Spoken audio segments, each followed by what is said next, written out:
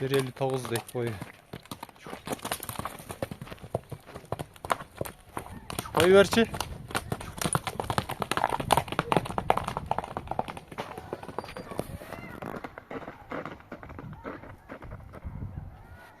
Haydi koyuver.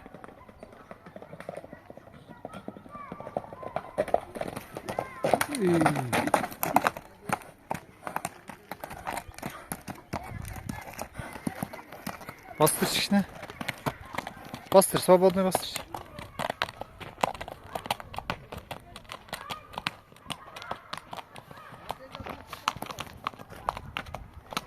Beri vur.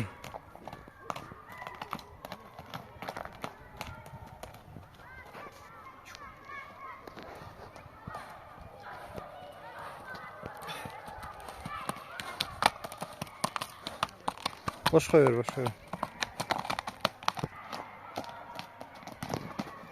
Koyuver emmi, bir koyuver çiğ.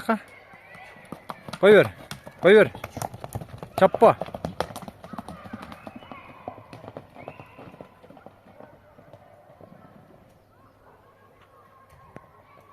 Canaveri.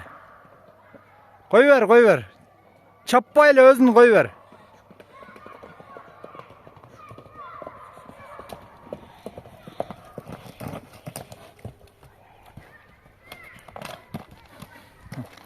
To'xtab turaman.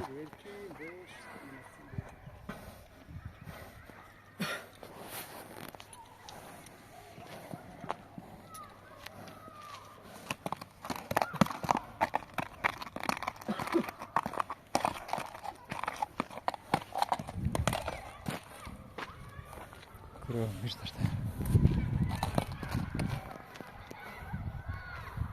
Ko'kraklar.